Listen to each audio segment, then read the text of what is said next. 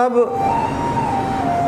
उन्होंने श्रीमद्भागवत महापुराण की रचना की। तब उन्हें जो है वास्तविक रूप से संतोष की प्राप्ति हुई। वैसे तो अनेक संत महात्मा, अनेक भागवती, अनेक रामायणी हुए हैं इस धरती लोक पर। उन सब के सामने तो हमारा कोई स्थान ही नहीं है। फिर भी ईश्वरीय प्रेरणा से इस पुरुषोत्तम मास में श्रीमद्भागवत कथा का मुख्य घटनाओं को, मुख्य कथा को हम हृदय से स्पर्श करने का प्रयास करेंगे। भक्तों, आप ध्यान से सुनिएगा।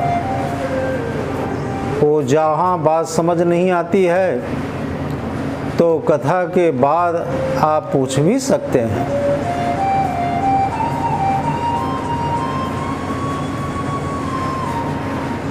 ओम नमो भगवते वासुदेवाय। हे प्रभु, मैं आपको भूलूं नहीं। आप सांसारिक कार्य करते रहिए, लेकिन भगवान को कभी भूलिए नहीं। और हो सके तो भगवान के लिए कुछ समय जरूर निकालिए। एक घड़ी आधो घड़ी, आधो की पुनियाद, तुलसी चर्चा राम की, कटय कोटि अपराध। गोकर्ण की कथा क्या है? श्रीमद् भागवत का महात्म्य है। पहला अध्याय से छठा अध्याय साप्ताहिक श्रीमद् भागवत कथा शुरू होने के पहले महात्म्य के रूप में सायंकाल प्रथम अध्याय से छठा अध्याय तक का वाचन किया जाता है। वरण जिसको बोलते हैं ब्रह्मदेव, एक ब्राह्मण होते हैं। वैसे तो जितने अधिक ब्रह्मदेव हो उतने ज़्यादा अच्छा है। 1, 3, 5 यथाशक्ति। तो सुखदेव जी का ज्ञान वैराग्य की कथा कहना सबसे श्रेष्ठ और प्रथम वक्ता के रूप में भगवान सुखदेव जी को, परमहंस सुखदेव जी को हम जानते हैं। और प्रथम श्रोता के रूप में राजा परीक्षित का नाम पहले आता है। ऐसे परमहंस, परम ज्ञानी, परम संत, महात्मा विरले ही होते हैं पृथ्वी पर। ज्ञान वैराग्य की कथा। तो भक्ति, ज्ञान, वैराग्य, भगवान को पाने के लिए इन तीनों की आवश्यकता पड़ती है। भक्ति, भगवान से जुड़ना, पूजा करना, पाठ करना, ध्यान करना,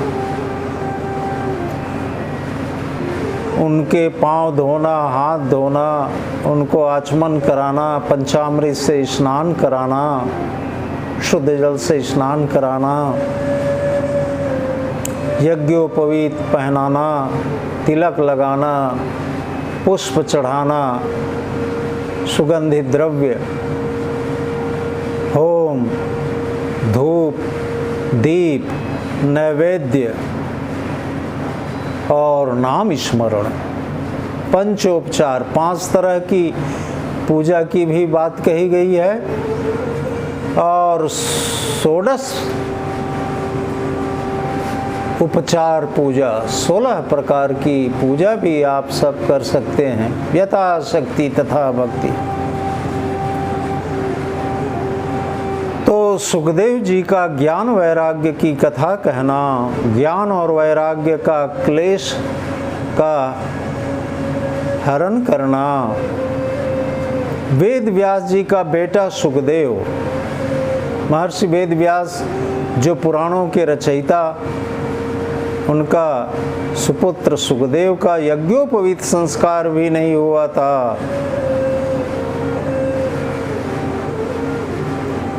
आठ वर्ष का भी नहीं हुआ था। उन्हें संन्यास लेने के लिए घर से जाते देख वेद व्यास जी पुत्र विरह से कातर हो पुकारने लगे, तुम कहाँ जा रहे हो बेटा? सुखदेव कोई उत्तर नहीं दे सके। एक बार नैमिषारण्य तीर्थ में, लखनऊ के पास है ना उत्तर प्रदेश में, नैमिषारण्य तीर्थ में मुनिवर शौनक जी ने सूत जी से पूछा, क्या पूछा कि भक्ति और वैराग्य से प्राप्त विवेक द्वारा लोग किस प्रकार इस माया मोह से अपना पीछा छुड़ा सकते हैं। कलयुग में जीव प्रायः आसुरी स्वभाव के हो गए हैं, राक्षसी स्वभाव के हो गए हैं। इन भ्रांत जीवों को, भटके हुए जीवों को परिशुद्ध बनाने का सर्वश्रेष्ठ उपाय क्या है? सूत जी कहते हैं कि शौनको, मैं तुम्हें संपूर्ण सिद्धांतों का सार तत्व सुनाता हूं। मनुष्य के जन्म जन्मांतर के पुण्य के उदय से ही उसे भागवत शास्त्र का ज्ञान प्राप्त होता है। जब सुखदेव जी राजा परीक्षित को यह कथा सुनाने के लिए सभा में विराजमान हुए, तब देवलोक से देवता उनके पास अमृत का कलश लेकर आए और देवताओं ने सुखदेव जी को कहा, क्या कहा कि आप कृपया यह अमृत कलश लेकर बदले में हमें श्रीमद् भागवत का दान दे दीजिए। परंतु सुखदेव जी ने उन्हें भक्ति शून्य जानकर कथामृत का दान नहीं दिया, अर्थात यह अमृत से भी बढ़कर है श्रीमद् भागवत की कथा। इस प्रकार यह श्रीमद् भागवत की कथा देवताओं को भी दुर्लभ है। इसके श्रवण मात्र से राजा परीक्षित की मुक्ति देखकर ब्रह्मा को भी आश्चर्य हुआ और उन्होंने कलयुग में इस भागवत शास्त्र को ही तत्काल मोक्ष देने वाला निश्चित किया। इसीलिए आजकल बहुत लोग अपने माता पिता या दादा दादी नाना नानी की बरसी में श्रीमद् भागवत कथा का आयोजन करते हैं कि उक्त जीव को मोक्ष की प्राप्ति हो जाए। पूर्व काल में सनकादि मतलब बाल ऋषि हमेशा 5 वर्षीय बालक के रूप में दिखने वाले ब्रह्मा जी के ऋषि संतान सनक सनंदन सनातन सनत कुमार ने सप्ताह श्रवण विधि से इसे देवर्षि नारद को सुनाया था। सनक सनंदन सनातन सनत कुमार, ये कुमार ऋषियों ने देवर्षि नारद को सुनाया था। तो सनत कुमार नारद संवाद यहाँ पर प्रारंभ होता है। भक्तों सुन रहे हैं ना ध्यान से? कुछ समझ में ना आए तो बाद में पूछ लीजिएगा। एक बार विशालापुरी में चारों ऋषियों ने नारद को उदास चित्त देखा आप ऐसे चिंतातुर और उदास क्यों हैं?